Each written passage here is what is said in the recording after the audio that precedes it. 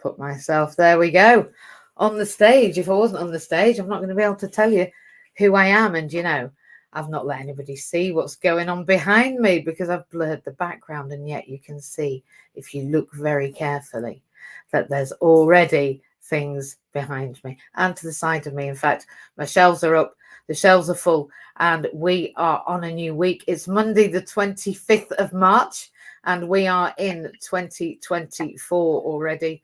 Stu, you might just want to mute yourself. It's brilliant that you're up here. And I am Mandy-Jayne. We are live in Clubhouse. We're live on Facebook. We're live on LinkedIn. We're live on Twitter and Twitch and X and Instagram. Really? There can't really be a lot more, can there? Oh, and StreamYard. I don't know how many places that are. Maybe somebody can let me know. If you are here, let me know in the chat. I'll go to the comments. There we go. Oh, it's good to see you here. And let me know, because you can post in some. I can't see all of the destinations, but let me just say, I'll just say good morning. Let's see if communicating with the masses works now. Good morning, everybody. There we are. I'll do it in Clubhouse as well.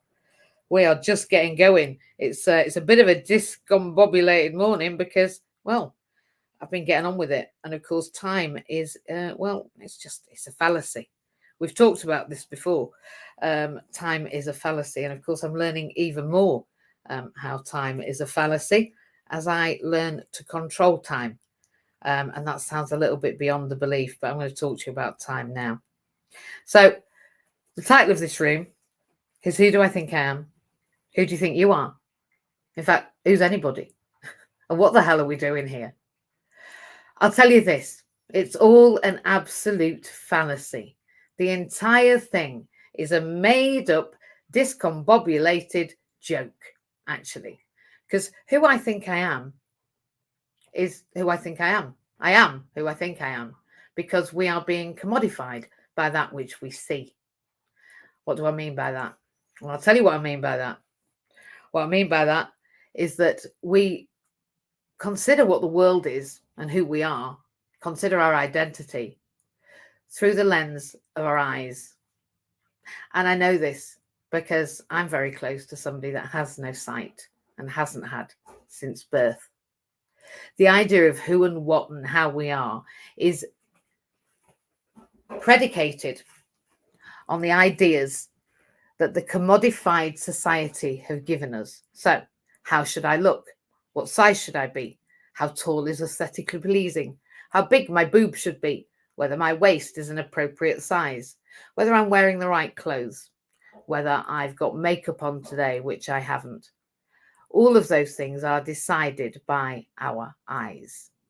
Our first glance, when somebody first comes into a room, what we see is what we perceive. And yet,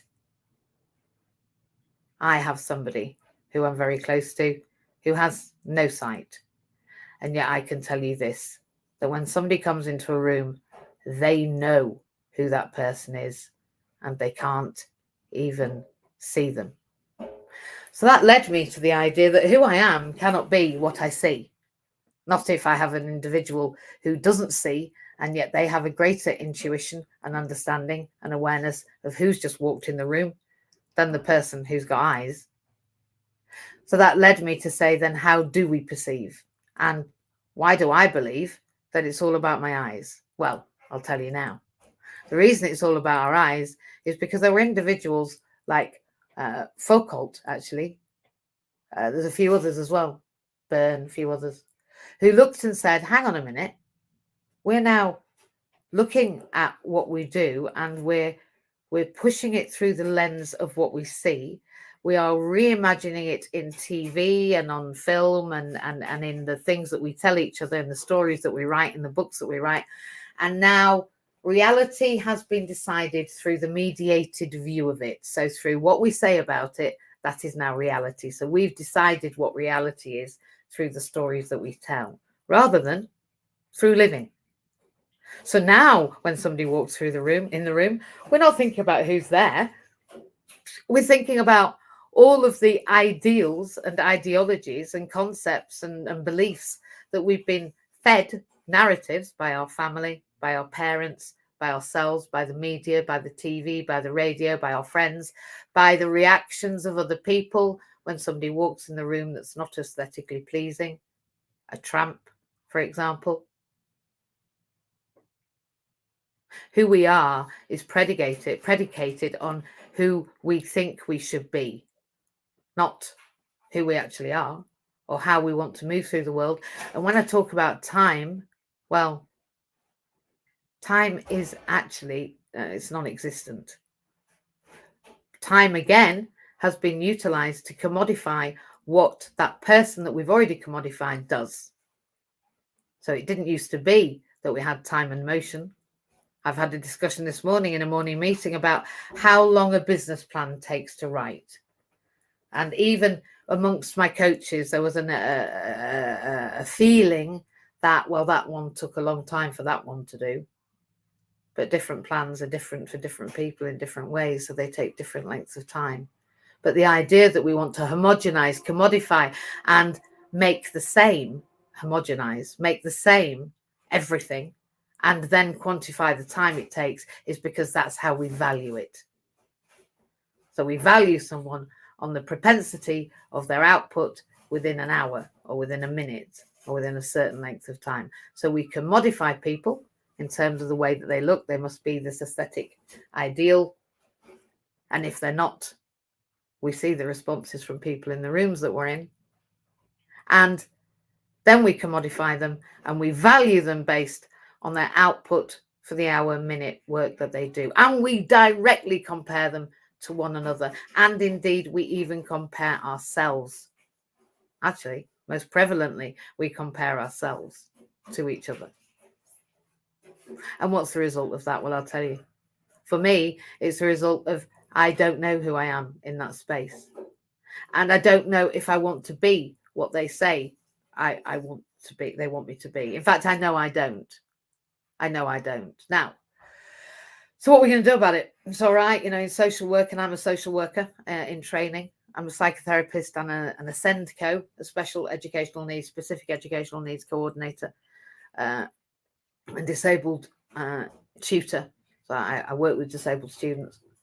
I retrained in psychotherapy to understand myself and those that were with me. And then I then moved towards social work because the people that I work with are disabled and their disabilities are affected by them living in the world.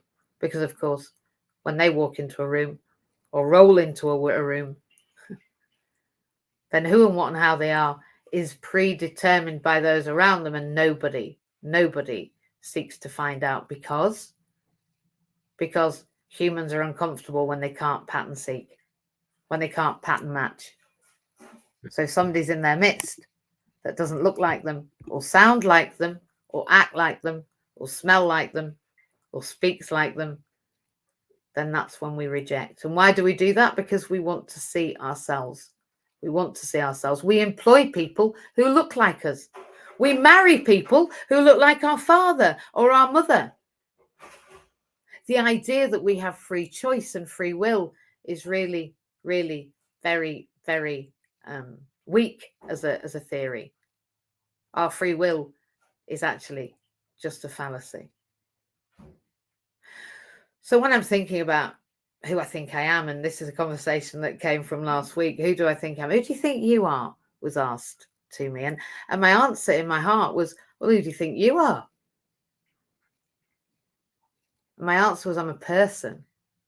And when thinking about how that is, and I have had a fortnight now of thinking about how that is, and I've had 3 social media rooms, one write-up that I'm doing for Friday. We've got a fantastic event on Friday I'll go to in a minute. But in that process, in that mess in the middle, I have been able to examine, well, who do they think I am?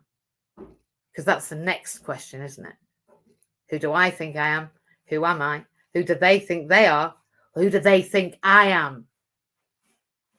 And who they think I am oftentimes is an answer to their problems, actually. And I'm not.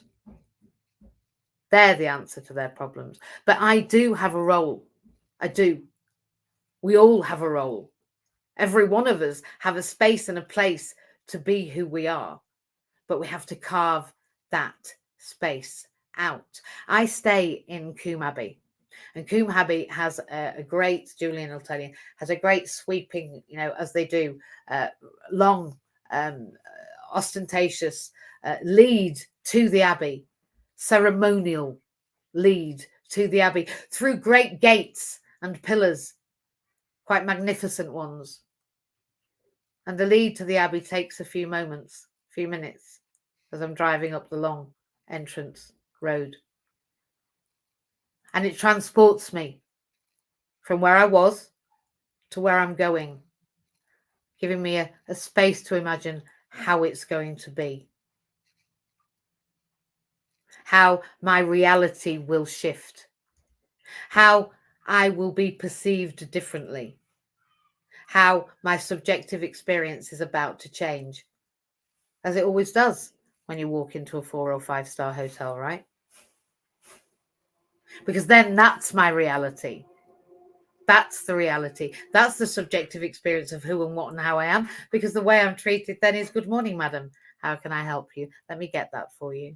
Can I carry your bags? What can I do? That's a different reality. So who I am and who I think I am is who I want to be, because I have to create that experience, because experience is just a fallacy. We make it up. It's all made up. I've said again and again that there's only one reality, and that's between one and another. And let me say thank you this morning, because when 2 or more people join together in this space, in any space, and you're in MJ's house just for now, a different reality is created. That different reality is created from all of us being together. Now, it would be different if Jim wasn't here. It would be a different feel if Jew wasn't here, and none of you have even spoken yet. If Vincent hadn't come up, if Adam wasn't here, if Claire hadn't arrived, if James hadn't given us his time, if Alexia, I won't go on. And for all of you online, good morning, everybody. Good morning, good morning, good morning. And for those of you online, that's another space that we are in, but we're in it together. And we're in it because it's a virtual space. Is this space any less real because it's not real? No, because our attention is on our intention. And when your attention is on your intention, and when your intention is about your own self-actualization, and when it's about everybody's self-actualization, when we go down the road to the Abbey and prepare ourselves for an event where everybody is considered, just like when we go into a church, just like when we go into a school, just like when we go into work, think about how we are forced to queue up. The ceremonial process by which we are taken from one state into another has been there since time immemorial. Don't even know whether I've said that right. Forever. The idea that we take us and transition from one space to another is embedded. It's embedded. We get dressed. We have a ceremonial rising to our day, a ceremonial closure of our day, a ceremonial announcement to our food. Everything we do is ceremonial. Reason being, because we're not really that bright. We're really not. And actually, our brains need tags. They need tags. It needs to know it's going on holiday and packing the suitcase, because then it can pretend to have a good time. Sorry, it can have a good time. It needs those ceremonial shifts. Why? Because we create our own reality. And what are we doing here? We are creating a new, confounding reality. And why does it have to be differently able? It has to be differently able. So we smash out this narrative that we've created. Do you know that it was only in the 18th century that we believed that things that looked like things were things that did things that were like things. So we thought the walnuts were good for our brain because they look like brains. And funnily enough, they are. Interesting. That plants that grew together had mystical, magical, spiritual properties that they shared amongst each other when they grew together. Mycelium, under the ground, what mushrooms grow, that helps trees connect. Not such a daft idea that everything connects, that everything's communicating, that everything communes, that we get together and create spaces and are dragged in energetically to one another when we create sacred spaces. Sacred spaces are not just churches. Sacred spaces are not just, they're not. It's not just about when we get together in the name of God. Sacred spaces can be when two people come to marry one another in a civil ceremony, the bringing together of people for a common aim to achieve an outcome is forever. It's what we do and what we're doing here. And what we're doing on Friday, on the 29th of March, is we are getting together in an unusual space, in an unusual place, with an unusual set of people that have been brought together for a common aim. And it doesn't matter who we are. It doesn't matter where we've been. It doesn't matter what we've seen. And it doesn't matter what people see of us, because when we get together, the game changes. It's literally a game changer. Friday is a sacred space. This is the prelude to the sacred space. You know, like the pre-match.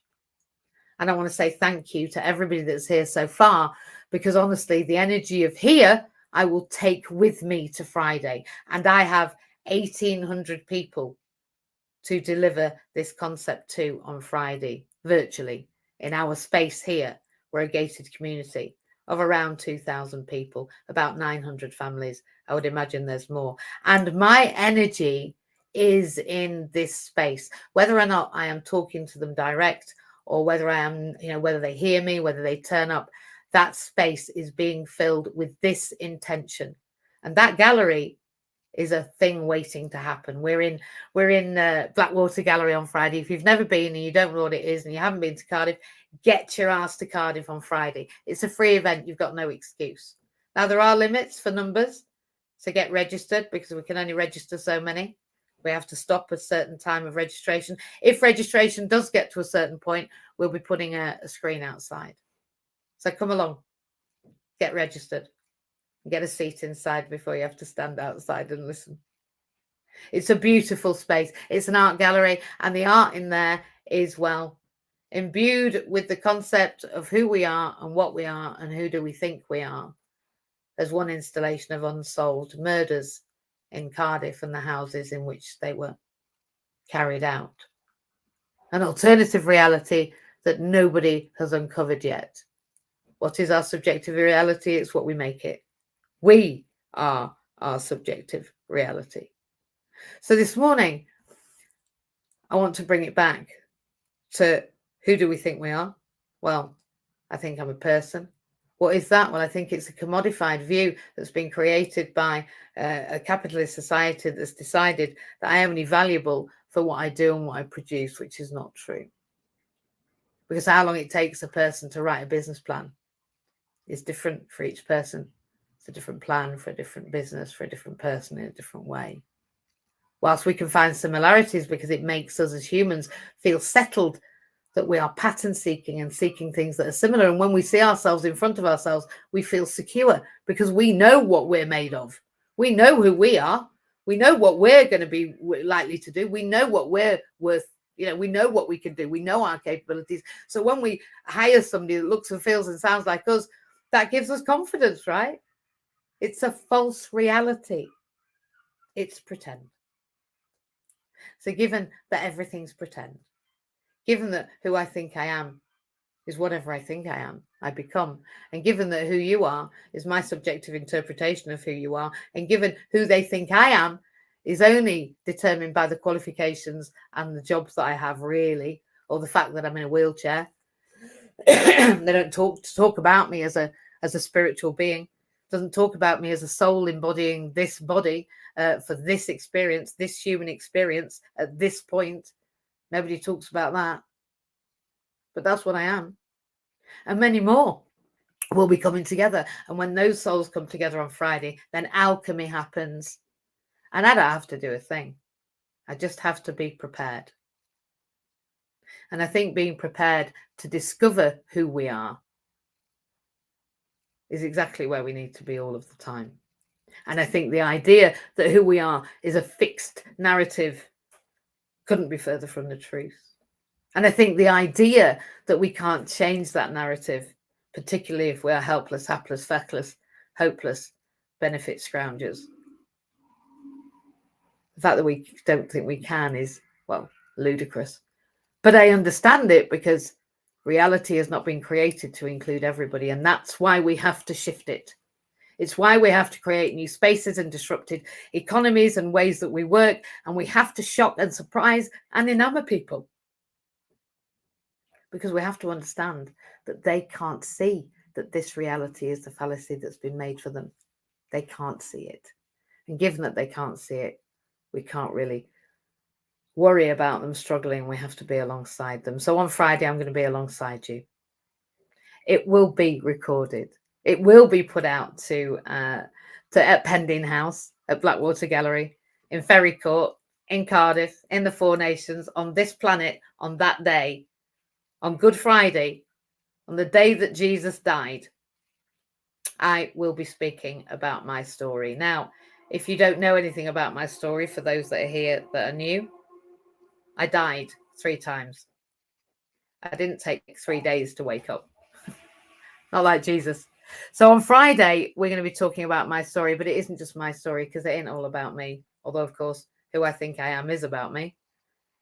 Who you think you are is about you, and who they think we are is about them. And I would like you to meet some of the incredible people that we have been working with, both in inclusion and accessibility partners, and who I've met along my way to recovery, because they're coming. They're coming from Aberystwyth to the bottom of the country to the top of the country. People are coming, and I'm looking forward to meeting you all. I'm looking forward to you meeting my space and understanding how it is here in Cardiff. But I'm really looking forward to the money that we raise. We're raising money for inclusion, and we're taking the 10,000 fundraise over the mark. And if anyone has that link, I'd be grateful for them to share it at the top of the room. We'll be sending that over the mark. It's at nearly 7,800. And thank you, Adam, for your incredible donation this weekend. I was, well, thank you for my birthday. Thank you. I certainly wouldn't have expected that for my birthday. So thank you. Thank you, thank you, thank you. And it was my birthday, and it is my birthday. And Friday, I will be celebrating my entrance into this world, because without my entrance into this world, we wouldn't have Friday happening. And then we wouldn't create the first disabled entrepreneur. And then, well, then this government would get away with what they've been getting away with, right? Always. And they're not going to. They're just not going to. I think what I can do here, let me just see if I can. Let me see. I am trying to do this because I'm aware that it'd be a good idea. Let me have a look. Sorry, people online. I am just seeing what I can do. There we go. Maybe I need to do a little bit of a how-tos on Monday night. So that's tonight, actually. We are in inclusion at 7 o'clock tonight. And at 8 o'clock, I am on the 4th webinar, which is recorded, and you can register. If you come along on 7 o'clock, you can register for that webinar and be part of it and ask me those questions. And I'll be talking about, Friday, I'll be also talking about how we recreate our reality into a new possibility. Because as my coach, Pete Cohen, says, if you keep going on doing the same thing in the same way, then you'll always get what you always got. If you always do what you've always done. And I believe we've been conned. I believe we'd all been conned. I believe we've been conned to diss each other, to compare to each other, to eradicate other people because it makes us feel better. It helps us to employ people like us so we don't get a different opinion. You know, we don't want anything shaking our reality because that's the only thing we've got. And of course, that reality isn't really real. So, just bear with me. I'm live on social media to the whole world. So sorry. We could have waited, and probably a good idea if you hear me doing that next time. Might be a plan just to leave it till the next day. Is that okay? Yeah. Yeah. Brilliant. There you go. Thank you, darling. It's not easy when people haven't been given the right information, because our reality is only based, isn't it, on what we know. And my wonderful helper there wants to be able to get my post off today. So, come back to it. Our reality is subjective. If you're disabled, and let me just move into that before we talk, your reality is skewed, right? I can't get on a bus easily. Trains aren't accessible. Tube stations, I need 25% of them. 1% of the UK stock is accessible for housing. I mean, a myriad of things skew my reality as a disabled person. And so what we're doing on Friday is we're talking about the ways in which many of the people I work with have overcome quite extraordinary challenges to facilitate a life that they deem is worth living. And this £10,000 is not because we want to create an entrepreneur and take them over the line and show how good we are to help people go into big business to make loads of money. Absolutely not. It is a deliberate action against the UK government. It is a disruptive action. It is a behavior that changes reality. It is a shifting of experiencing. It's me explaining inclusion, facilitating the idea that to be disabled and in business, there are so many barriers, they are insurmountable without charity help. Now, we had in the 80s the let's all help the disabled people in the financial drives. And remember in the 80s and the 90s where disabled people literally they crowded in at all of these fundraising events and said enough about us without us, enough these sub-story crip ideas that you put us up and you show us up and you showcase us and you tell our stories gratuitously in order to make your money. Well, that's what we're doing on Friday. I'm going to be not selling my story, but telling it. And I'm going to be telling other people's stories and they're going to be telling their stories. However, this time, the reality shifted. This time, we have a shared power base. This time, we are people of lived experience that need to tell you how it has been for us to be abused. This is a story of coming through the other side. These are stories of becoming part of society, of being seen and understood as being people who are valuable, valued, and can participate just the same as everybody else. The Disabled Entrepreneurs Club, Ultrapreneurs Club, really does explain in the fact that it exists, that there are so many barriers that this government really just needs to change the narrative, change the story, change the idea of who they think we are. Because who I am is not what they think I am or who they think I am. Who I am is who I think I am.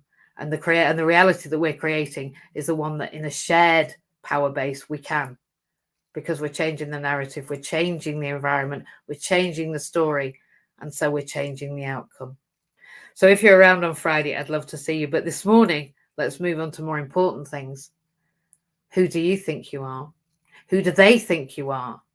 And who do you think they are? Massive questions. I'm not sure we've got time for it, but we do have at least 25 minutes.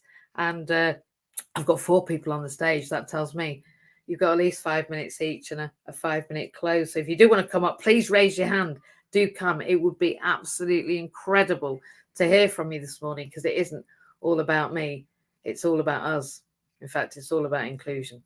So please do come up. But I will start off with saying good morning, Jew. I've not had a chance to say good morning yet. Good morning, my love. Good morning. How are you? I'm okay.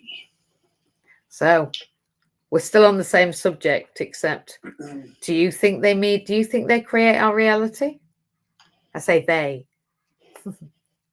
No. You don't? Nice. No, I think we create our own reality. And that view hasn't changed from when I was normal to now where I'm far from normal.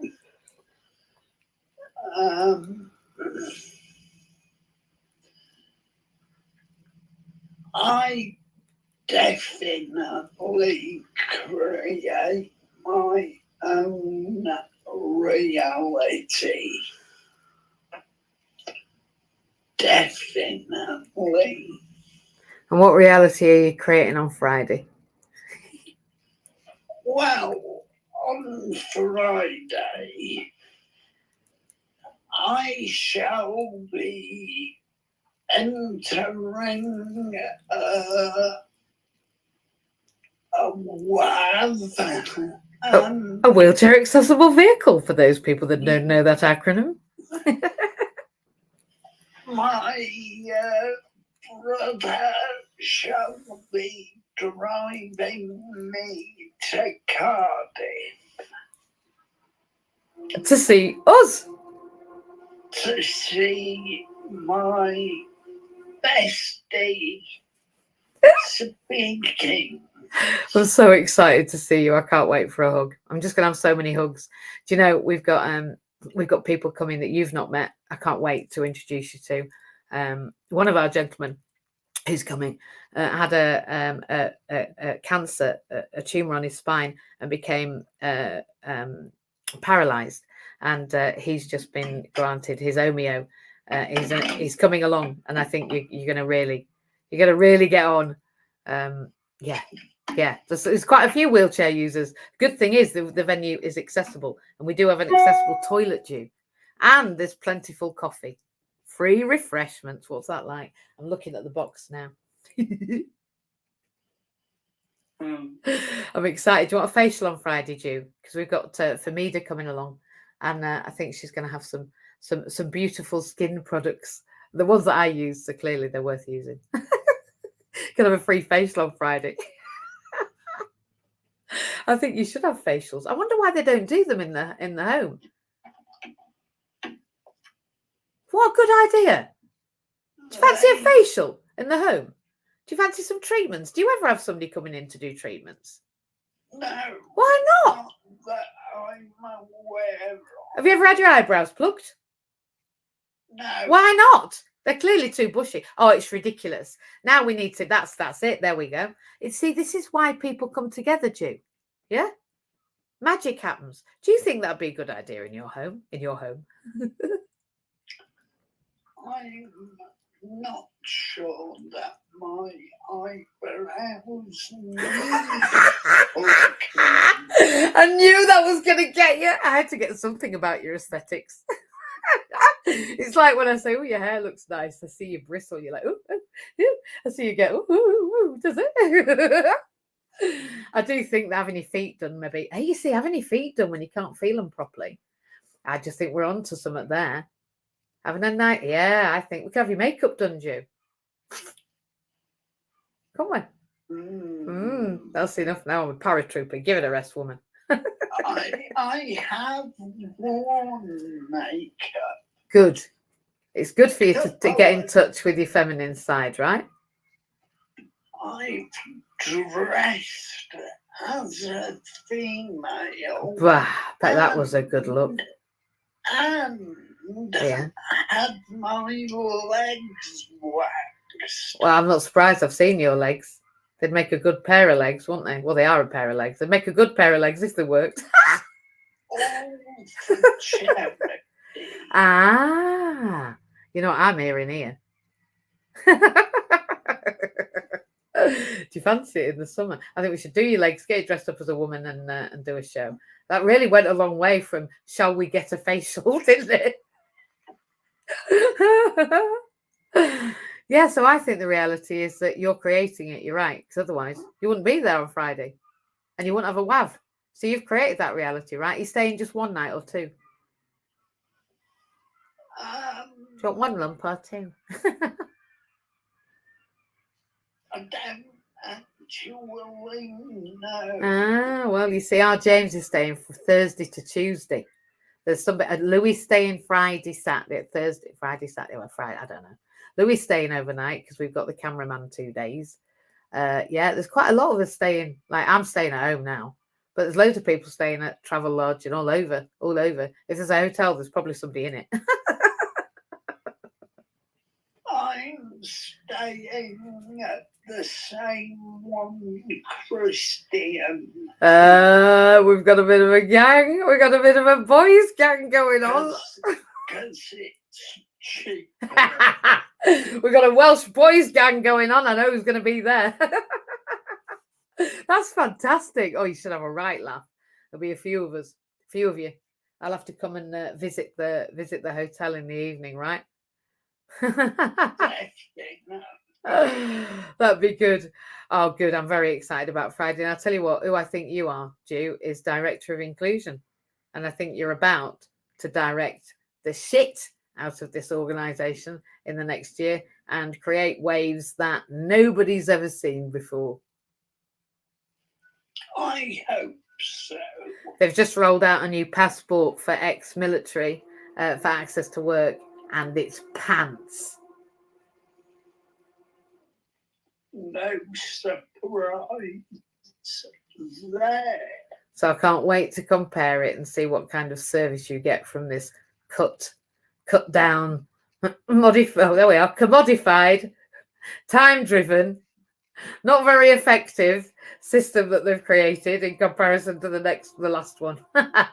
So yeah, I think you've just come in time. I think access to work has been put off just in time for you to have the new rollout for veterans, so that you can tell them, well, your experience of it, because it might be fantastic, mightn't it?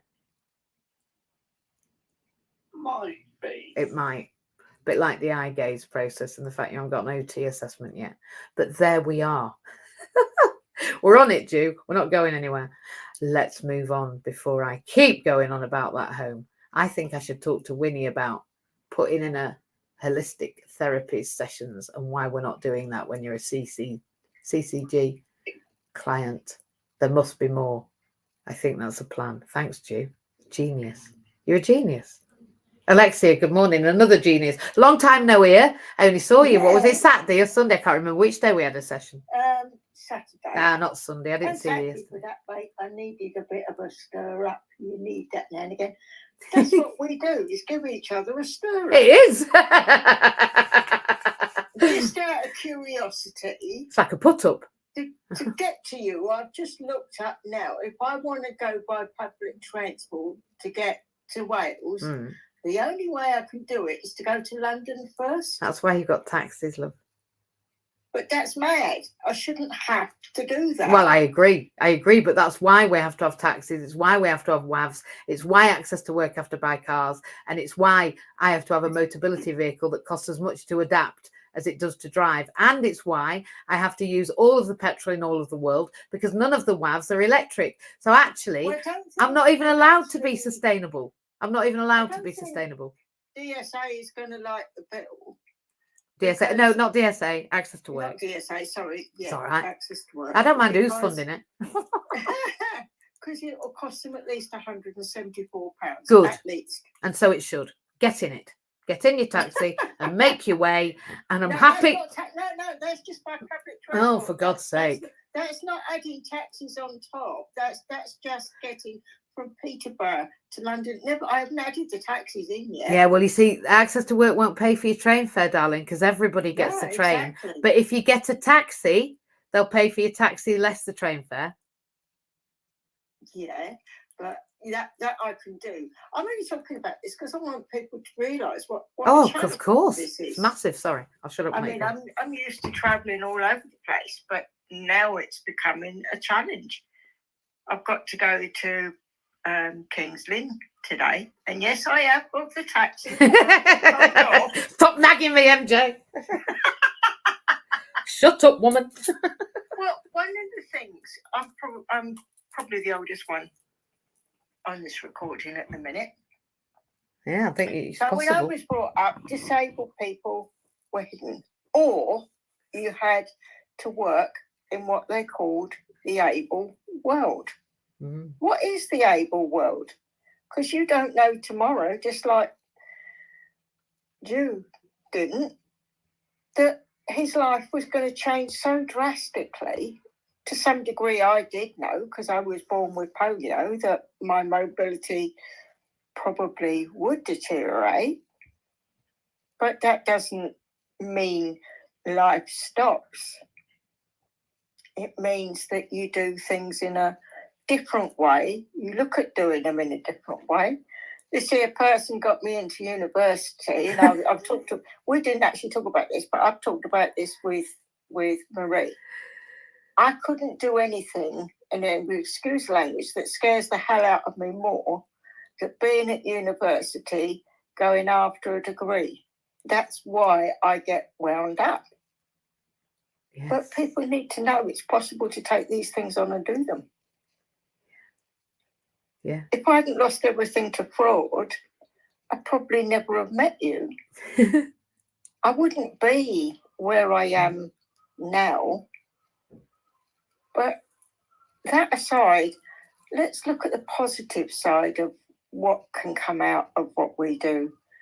We can show people that your life could change tomorrow, but it doesn't mean it's going to stop, because that's what we feel when certain things happen in our life, like if you're grieving over a loved one or even a pet, and you think life will never be the same again. And why does it stop? Well, that's exactly what happens to you when you have a disability. If you're not prepared to stand up and say, no, I'm not going to let it stop me doing what I need to do.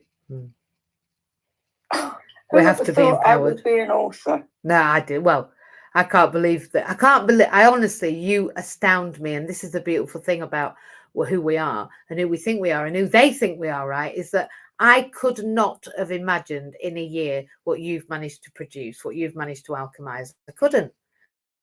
I mean, I can see what's possible, but you have to do it for yourself. You do it. You're the one that's done it. You're the one that's made all those calls. You're the one that's put all that together. It fascinates me what people can make. You're amazing, Alexia. What you've managed to produce from what you've been given is a miracle. Make everybody laugh. You have to look at the funny side of things. Those of you that know me know, and you haven't seen me for a while, so you haven't seen how much the walking has deteriorated. No, but we all know how quickly I can end up on the floor. It happened yesterday when I was taking Belle out, cleaning up the rubbish at 7:30 in the morning on a Sunday morning. So nobody was out of bed. So it's like, and this is why you need to do things to keep yourself moving. My leg just went. And that's what happens. I'm on my feet 1 minute. I've done it to Daniel more than once. And then I'm on the floor. And I did it yesterday. And that dog is a real sweetie. She comes up to me wagging her tail. So, Mum, well, what can I do? And it's like, geez, now I've got to get myself off the floor. Yeah. And I thought about it. Yeah, fortunately, there was a name of a road there. So I could have used that to get myself up. I looked at the rubbish trolley because that's got 2 wheels at the back. And it just stands at the front, which means if I take that out to collect the rubbish, I can't take a walking stick. So I've really got to concentrate on my walking. And I looked at this trolley and I thought, now, if I hold that on the handle, I'm going to tip that over. So I looked at it, turned it round the other way, and that was what got me off the floor.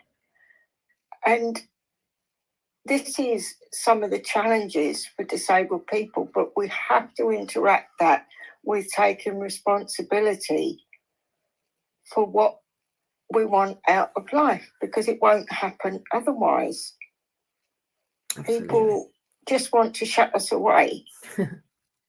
And it isn't the answer. Well, it isn't the answer because we need to put us to work, Alexia. That's the problem we've got. We do. The problem is whether we like it or we don't, whether we agree with it or we don't, whether we want to or we don't, whether we think it's the right thing or not. Actually, economically, we're going to have to work together. And I do think that unpaid carers, mums and dads at home, anyone that, you know, that really can start to be more economically active may find in the next 3 years that actually it prevents this this kind of pull on the government to diminish, I think. And when, the truth is that the government want business to take the brunt of costs for disabled people. And if those disabled people go to work 5 days a week and the businesses have to pay 20% towards the support of them whilst they are at work, then it relieves the public purse by 20%. And can you imagine? Like there's method in their madness, but but they're just not looking at it the right way. No, they're not. And the thing is, they're not telling anybody how to do it. That's the problem I've got. They're not only not telling, with the exception of 2 ministers, none of them are disabled. No, there isn't. So they don't actually know what it means to disabled. So till up to 3 years ago, I could have managed public transport in London. I wouldn't have thought twice about going across London, changing trains. Last time we went to London, I did it deliberately because I wanted to see what would happen. You did. I went from where we were in London back home by taxi to the station, and I didn't tell them I was coming. I had 2 hours' notice when I got there that I was going to need help on and off the train. You've never seen such a kerfuffle. What? Didn't you book it? No, I shouldn't need to. You should have enough staff there. I've given you 2 hours' notice. I'm here to sort this out. They did, but they made a big thing of it. Yeah. And maybe this just comes down to a change of words, of a bit of love and kindness. Because that seems to have gone out of the way people think and do things. I'll tell you what else as well. I think there's a nervousness. So there's a really, really, really experienced social worker who's absolutely fantastic. I'm not going to use her name, but she's fantastic and she's really lovely and she talks really sensibly and she does fantastic assessments. And yet, now I'm not sure what the point of it was, but we had a meeting and she was like, well, I'm trying to allocate cases to you, but of course we have to think about access. Now, I think she was saying it in front of a manager to say, look how many places aren't accessible for MJ. But of course, it made me feel like, oh, now she's got to choose cases that are accessible to me. But in social services and social work, that just seems a bit mad. When we deal with disabled people, you'd think they'd just find somewhere that would have a disabled person in a wheelchair that would use a wheelchair. But you're right, that entire fuss, that making a fuss. And yet she's not trying to make a fuss. It's almost like talking out loud, I think, when they're making a fuss. I think it would be nice at some point that we all go to London and take disability scooters and everything else and park outside St Downing Street. And so we're not budging until you invite us in with a ramp at the front and discuss how we can all work together. Because you honestly have no idea. You're an employer. I've been an employer. I'm going to say my age. I'm 2 years up at 17. I'm still working. I was up at 4 o'clock this morning. You were? Having had my neighbour next door disturb me and told him to belt up through the wall. Did he wake you up? Hey, listen, there's a Lilac review. You know I'm Purple Girl. Well, there's a Lilac review just out about business and disability, and they've asked me to feed in. They've asked a few people that they've asked me to feed in, and I have done very clearly about what I think they can do with us and why it's not working. So they are asking, but I agree with you. At some point, Alexia, I'd like you to head our London intervention. Our London intervention. I think we'll call it a London intervention, shall we? Yeah. Go and start with. Well, if you want to start for once, everybody has a go at the small company hotels or the big company hotels that don't get things right. Last time we were in London, purely by chance, I stayed at Premier Inn, and that was one of their most basic ones. Do you know, the service I got in that hotel was beyond reproach. I could only find one minor mistake as far as the room was for a disabled person. There is no way I could have hung my clothes up in there, and there is no way you would have done it because I could stand up and I still couldn't do it. Incredible. I'm so glad. I mean, honestly, you told me about that. And I do think that tells us something, that our experience is about the people, because the people made your experience. And a travel lodge is the same all over the world, but it's the people that create the experience. So that tells us that everything's subjective, right? because you can be in 2 different travel lodges, like holidays. They've commodified holidays. You look, every holiday you go on now, you get Coca-Cola sign or whatever. Everything's homogenized. It's got to be people that make the difference, isn't it? Of course it has. When I moved to West Beach, I told them, because the streets were disgusting, people were dumping rubbish. I said, I'm picking this town up, kicking and screaming, whether you like it or not. There you go. And they say people, except businesses, are not invited to speak at council meetings. I have. I'm all went off. I directed the council. I told them, it's changed. It's changed dramatically. Well done. In this area. Well and done. That's not just me, because it takes more than one to do it. It does. But, we're better together, right? We are. We're better together. And this is what is so important, that we work together. It is vital. I can't do it on my own, Alexia. I can go at a certain distance on my own, but I can go a lot farther with you lot, right?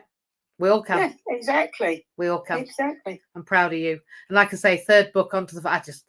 I'm going to bring Delilah to you, the dragonfly that I drew a year ago, because I look back on her and I think she was alchemized, was Delilah.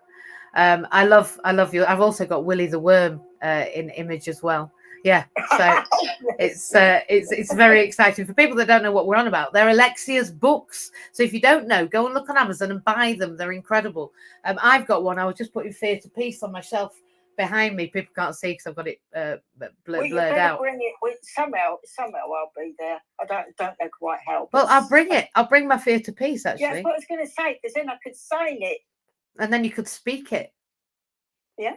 We could read it.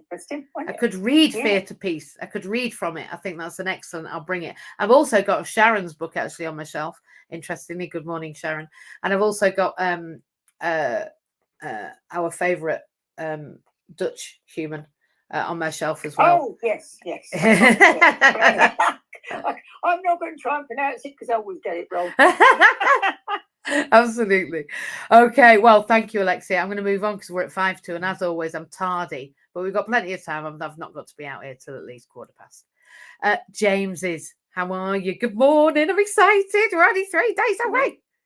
Only 3 days away. I've not booked my transport yet because I was unsure what the British train service system would be like. But having read the good news that Mr. Lynch and his team are on overtime this weekend at a considerably increased rate, so maybe the shareholders of a certain Italian train firm will have to get the finger out and open the cash flow systems. So well done to the transport unions. Yes. Absolutely fabulous work. That's what consistency is all about. Now, my consistency has changed due to a little slip recently, but it was only a little slip because way before then, I had a very severe broken spirit because I was in such a dark, trying, miserable, soul-breaking place where I was trying to achieve the highest quality levels of production standards with some of the most appalling, shoddy, oil-leaking, hydraulic, dangerous systems in such a toxic environment. I mean, when you constantly have a revolving door where your health and safety management team depart every year, it's sort of, as a safety officer for the union, it brings home these standards, lacking standards in leadership. And that was what I used to experience. But thankfully, those dark days are over now. It reminds me of that Florence and the Machine song, The Dark Days Are Over. Wow, what a song. And it really cheers me up because I remember at one stage in my life where I used to hear that song far too often on the radio. And now, having booked my hotel, which overlooks a certain palace in Cardiff, near one of the hospitals, this palace, so it's not the main one near that area, that beautiful area of town, but it is a lovely hotel with very, very nice staff, very helpful, very attentive, and rather orange in colour. So the price is right. So I'm looking forward to coming on down to Cardiff shortly, and I know Thursday morning I will sort my train and get that sorted, because I was concerned that one of the more lacking northern service providers of trains, that because of the unique way the British transport ticket buying system is set up, in other words, rubbish, you have to use different service providers all the time. So from where my station is, even though there is a wonderful Transport for Wales service, they always put me on a more northern-based, which I believe is always failing, but and not providing all of its services. So, and that's for everyone, not just disabled people. They're not discriminating. Their service is that good. Yeah. It's bad for everybody. Yeah. But yeah. So anyway, that my main thing for this week is just improving my movement more and more, and having looked at it this yesterday when I was evaluating through the journal, which is a wonderful book. Thank you, Pete. And I've noticed I've got another 5 degree of movement on the left-hand side. So it's at first I was really concerned that this is not good enough. It's not moving along quick enough. And now I'm like, well, there's these little chinks every few weeks. I go see the physio tomorrow, so he's going to be pleased with this progress for sure. And I'm hoping that the wonderful team who ring me up from the gym every couple of weeks, and don't need to because they pause my membership, but they are, which is very helpful. They're on the phone every couple of weeks just to see how I'm getting on and if there's anything they can do. That's wonderful. And they did do enough, because they responded in my hour of need when I'd fell. And if they'd not responded the way that they did at Be Well Wigan, I would not be as well as I am now, because each week I'm getting that little bit better. And I'm looking forward to being in Cardiff this weekend and having a hug from everyone. So it's exciting times, and I'll get a coffee shortly because my pot of green tea's nearly run out. So I've just poured little green tea and ginger this morning. I've just poured my coffee, and I'll tell you something fascinating that I'd like you to find out for me, and I don't know whether you've got one, James, is I've got 3 Organo cups, right? I've got the one that Pete gave me at London, which I'm actually pointing at now. And then I've got my 2 that I've bought, the green and the orange one. All of them, if I hold it in my left hand, the logo's on the front. If I hold them in my right hand, the logo's on the back. Now, surely, if you're going to make mugs, you'd make them right-handed for the majority of people so that people saw your logo. It's just me. Maybe I'm mental. But when we're going to make our logos, shouldn't I have the logo pointing out? Now, I'm left-handed, so when I use an Organo mug, people see what I'm drinking. But if I was right-handed, and I'm showing it on screen now, you wouldn't know. And yet the majority of people are right-handed. So I'm completely lost. All I can say is that all 3 of my mugs are left-handed from Organo. Well, it's funny there. I remember many years ago, roller coaster club I'm in, I sourced mugs, and I looked at all these printing places that overprint onto mugs. Yeah. And I remembered, like, obviously Alton Towers in Staffordshire, where they do have a history of making mugs. So I made a few inquiries and found out that literally to get 6 boxes of mugs in a certain colour of design was much more reasonable than because you're getting it direct from the main manufacturers, and the amount of colours they could do was biblical. It was it does surprise me every time I drink out the mug that for me, I'm right-handed.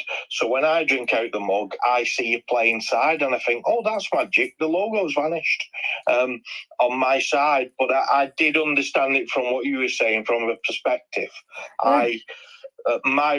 The design I had was a wrap round, because obviously a roller coaster, you would have it wrapped round the mug. But I did also state, and everyone said, everyone that was working on it, a wonderful French designer, I was like, no, you've got to get the website logo address on it, and at the time they didn't have these QR codes, but you can get QR codes on them, and obviously if I was to put a QR code on, I'd just get them made in Great Britain, dubbed off the bottom, or changed slightly so it was with the QR code, because I am proud that it was a product we got made here. Yeah, but I would have the QR. I would have the coffee's QR code on the bottom. So nice. Yeah. Everyone gets a second look at it. Nice. Because you should always have a second look at my coffee. So we have a second look at everything, James. Our coffee, because I certainly would not be recovering as well as I am recovering without that coffee. The doctors have been questioning, like, what, other than the movement, what have I been doing? But they noticed this in the hospital when they were monitoring my water outputs. They said that colour has changed really quickly, because it was pretty toxic the first couple of days. I was in so much pain. But by the end of the week, I was out of there. Well, the adaptogens make a difference for me. They make a difference for me. And more that I'm learning, the more I realise that we are on the right track. And to be honest, as long as you're on your own right track, who cares what the rest are doing, right? Yeah, exactly. I knew, I had confidence that I had to have my own drinks in the hospital. I'm aware of the time. and they were wanting me to go on steroids, and having been on steroids before, I was pretty adamant that wasn't going to happen. So how have you recovered so quick without being on steroids? And I'll have to move on now, James. I'm sorry to cut you. It's 5 past, and I've got two very important people after you. Lauren and Vincent are here. It's fantastic that you're on stage. Thank you for your patience, and thank you for waiting so long. It is already 7:05. Good morning, Lauren. How are you? Oh, so well. I haven't seen you weeks. No, I was going to say years. It probably is like that, but it feels like weeks, because whenever I hear you, it really is amazing to come on a platform and join forces with other people who work with disabled people. We have something in South Africa where, well, for my organization, I'm with Deaf Rugby South Africa, and we call it People Living with Disabilities, aka superheroes and extraordinary abilities. So that is definitely our mantra all the time, is people with extraordinary abilities, aka superheroes. So I just wanted to say that again, because it really has helped us with getting media coverage, going to events. We get people to dress up as superheroes. But I just wanted to add a little bit. Obviously, I'm not too sure of everything that happens in the UK, but it's a massive struggle in South Africa with disabilities. We were very fortunate in September last year, which was Deaf Awareness Month, that our president swore in Deaf South African Sign Language as the 12th official language. So that has definitely helped us. But unfortunately, the infrastructure never came with it. So we only have 175 registered interpreters in South Africa. So the problem is, it's all good and well signing it in. And trust me, I had a happy dance. But the problem with that comes in if you don't up the infrastructure, or you don't do it, it's a little bit like white labeling, because you still can't go to a bank and someone can't help you. You can't go onto public transport. So the reason I put my hand up when I saw, you talking about public transport, I just wanted to give an example of what we did. So yes, we are Deaf Rugby, but we work with other associations to help us be stronger. So we work with blind cricket. And we work with deaf cricket, but we also work with wheelchair rugby. And so what we did as a collective is we went and did an event, an activation, where we called on, let's call it influencers, celebs, whatever. We put it out to some government officials, and we put it out to teachers, just a whole lot of people. And we got them to come and drive on public transport. And so we used noise-cancelling earphones so that they couldn't hear. We blindfolded people so that, they couldn't see. And then we put people into wheelchairs. And we wanted to show that public transport is not there, and how they could document it and tell their stories of their experience. with no ramps at certain bus stops or trains. Look, we do not have a public transport system like you have in the UK. Ours is pretty shoddy. But at the same token, it doesn't aid anybody with a disability. So after this event, it was amazing. The government went and put in screens in all the buses so that they could put videos to tell the deaf what the bus stops were. Well, it's a year and a half later and the screens are in but do not work. There is no video being showcased on it.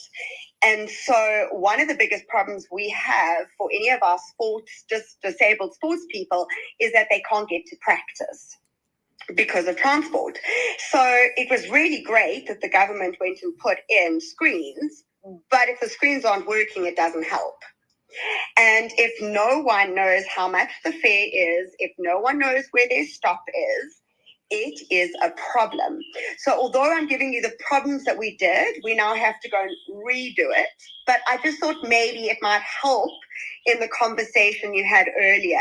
Absolutely. Of creating a small activation as such, where you can bring in people who have a mouthpiece, that have shown their interest towards disabilities, or even more importantly, those who haven't or don't support it. Because if you invite them to this activation and they physically can see how difficult it is, you've got to hope that somehow something sinks in.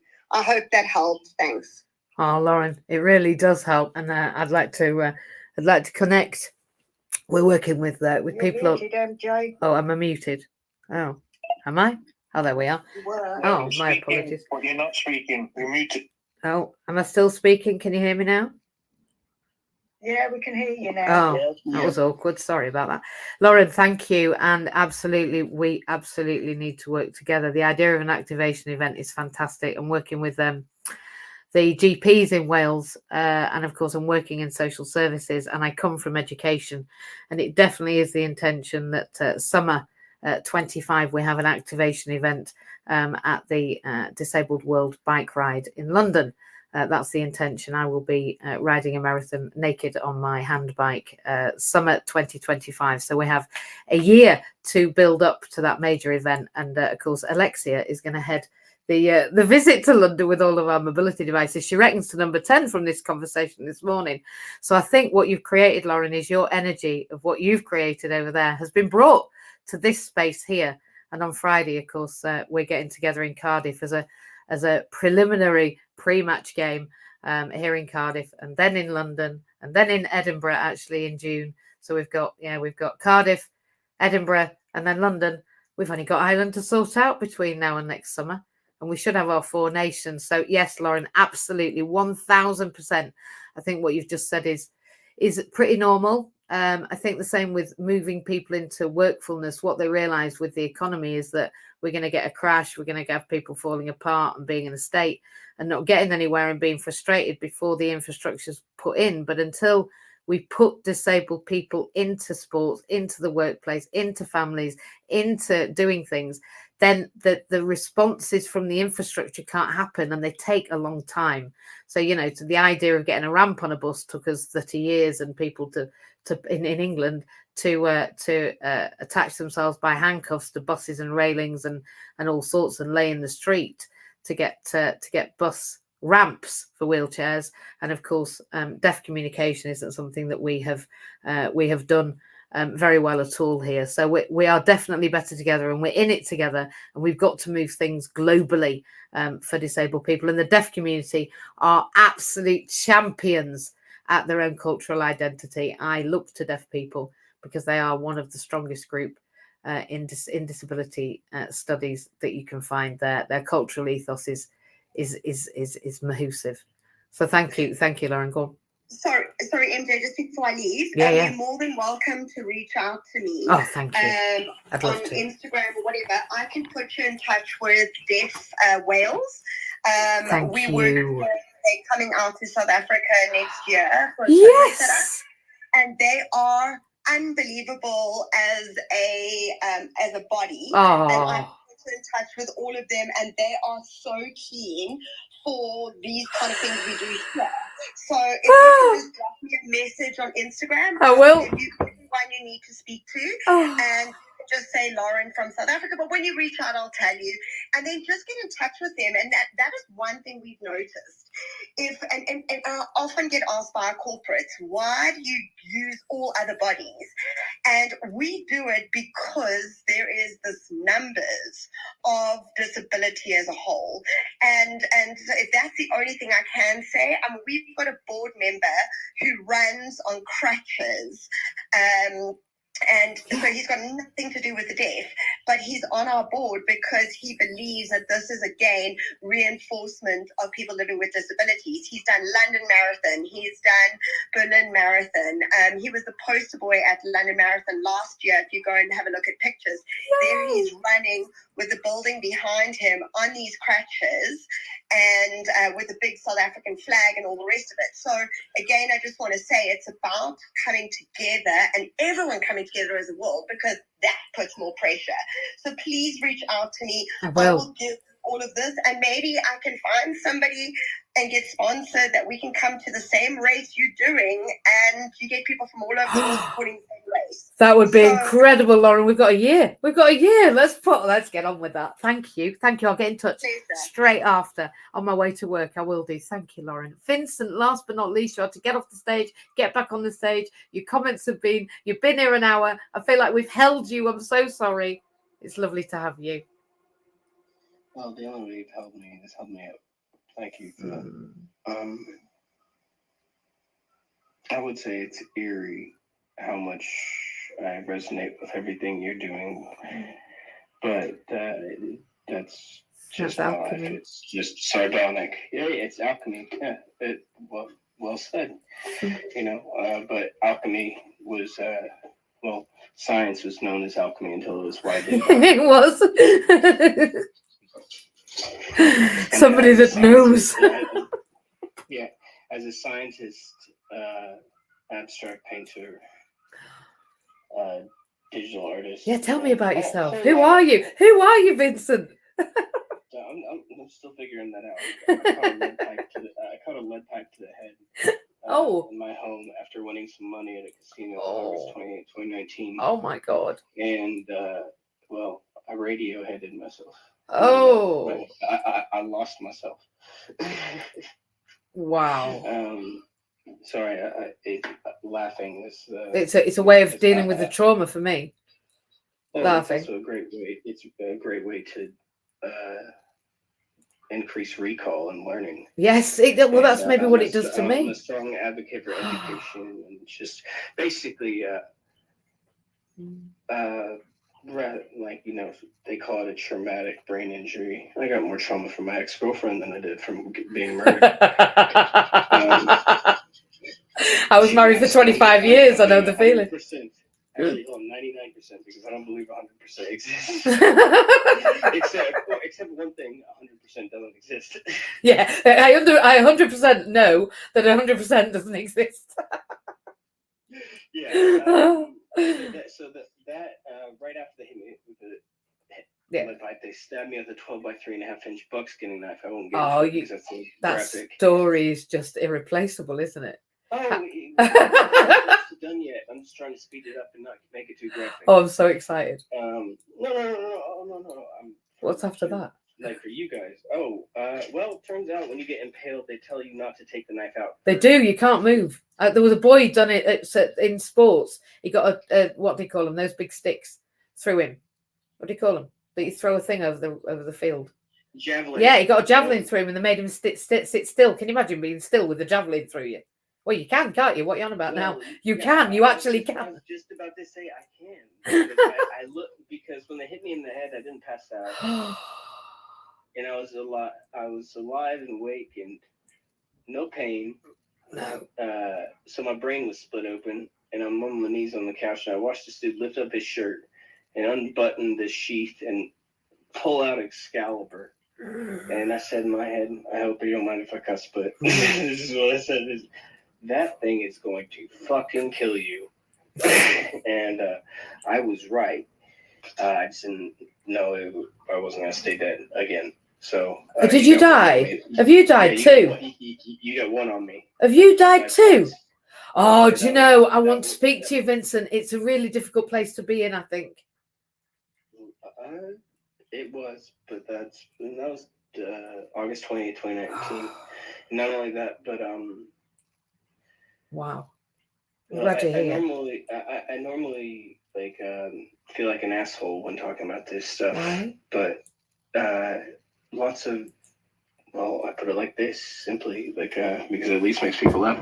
I got upgrades rather than any downgrades. When you go up, when you came back.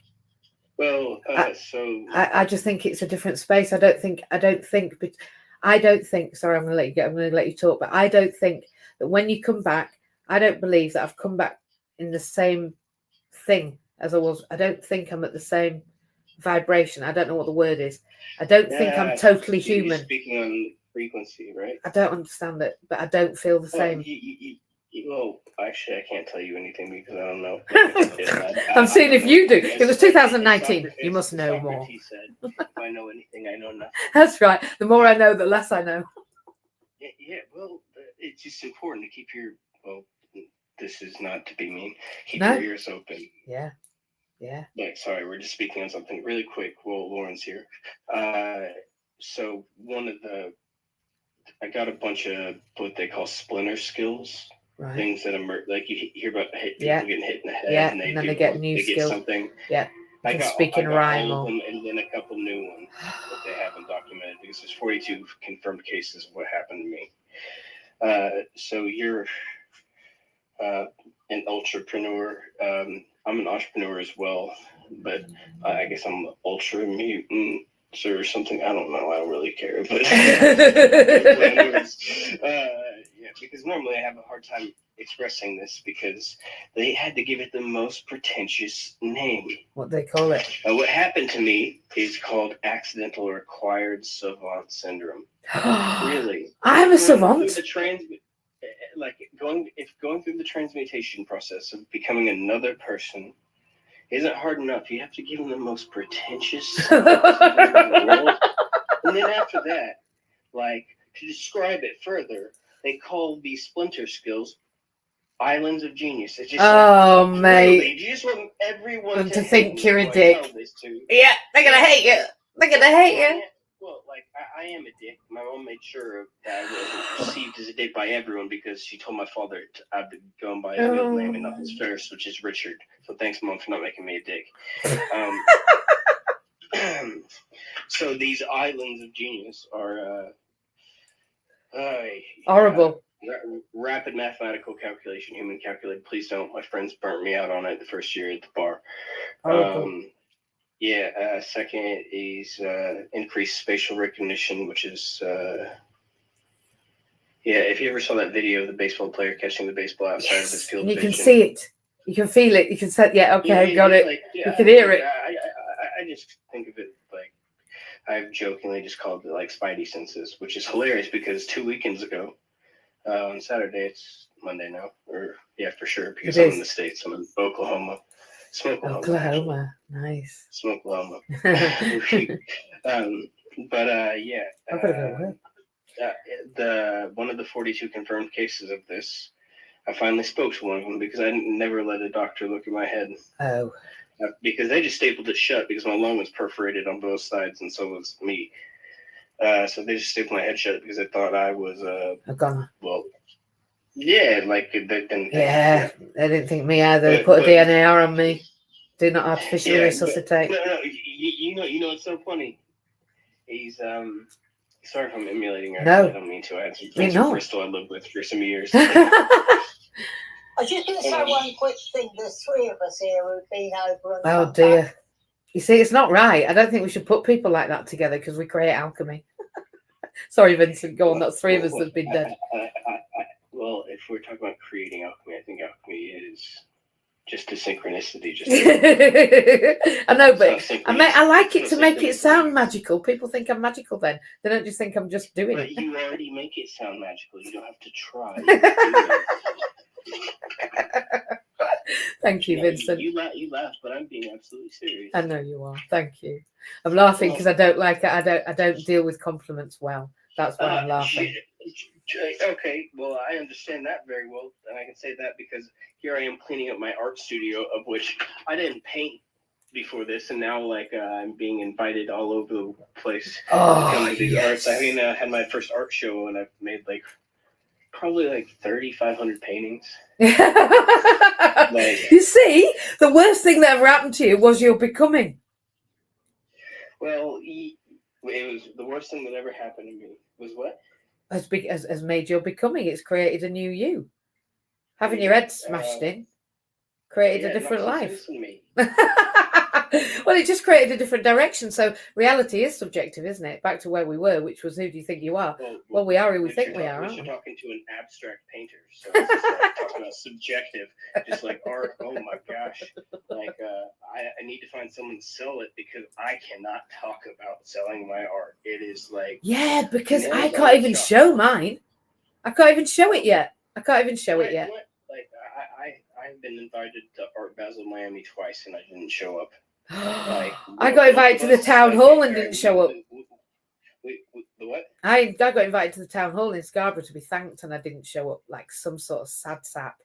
I really don't like what I do. I think we need to work on that together. Yeah.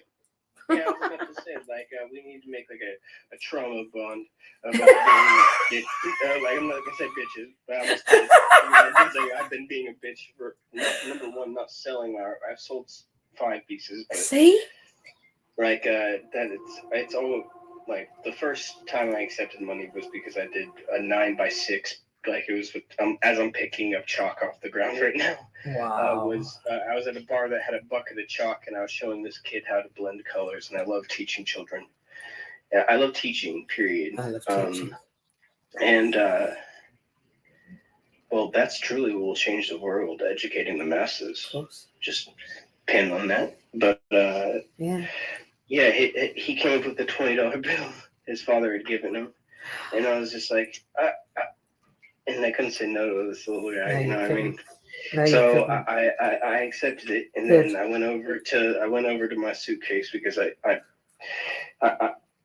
used to say I play the artist card well, but I don't play anything. I just am. I have 70s vintage suitcases I carry in my suitcase. So I got a couple of paintings, and I'm in the middle of cleaning up me making my own paints that I made. And I gave him a little set so he could do it himself. And oh, Vincent, your heart is beautiful. Well, you're also bad at taking compliments. Thank you. I made you giggle now. Hey, we're having a bit of a giggle fest on stage. Oh yeah, that'll happen with me. Right and now. me. I laugh mostly at myself. I do. In fact, I don't credit myself for a lot. Neither do I. Well, then stop and start. Okay, I will, and you. You do the same. Yeah, exactly. I'm master hypocrite du jour. I will stop being so much of that and start doing and not trying. I'd like you to do, and I'd like to be who I am and just accept that and probably not diss myself for it. Actually, is be a good thing. Let me just ask you one thing. Yeah. How about you just exist as you? Because to be anything would not to be you. That's right. That's why when people say be authentic, yeah, just be you. Because you can't be authentic. You just got to be. Yeah. Be authentic. Be this. Just I'm real. I think. Yeah, no. Well, that's it, isn't it? I think I am, but then I think. Because I'm sure you've had. Well, I'm not sure, but yeah. I have the inclination that once or twice you probably wondered if this is hell. No, this is hell. What do you mean? Whether it is, there is no hell. This is hell on earth. No, it is the thing we learn. Since you passed, you know. Is what I'm saying. Oh yeah, yeah. Exactly. But, thank you, Vincent, for being here. It's so great you're here. No problem. Please come back. We're here every Monday. We're here every Monday on a Monday morning. I know that's in UK time 6. And we're back again in Clubhouse at 7 o'clock tonight in Inclusion. Okay. Not in MJ's house, but in Inclusion. If you want to come along and you're around, please do. Now I'm going to have to. Hold on. Sorry. I just really quickly. Go on. Yeah. Go on. Sorry. Tell Lauren. So, I'm also a scientist and AI practitioner and engineer and a whole bunch of other stuff I don't want to list because it just makes it sound more unbelievable. And I get enough of that, but I have proof to back up everything I say because I'm used to it. Exactly. I'm going to drop a link really quick that. So all these skills that I got, one would think that you'd use them for yourself, like, hey, I became a painter. I'm going to go be Salvador Dali.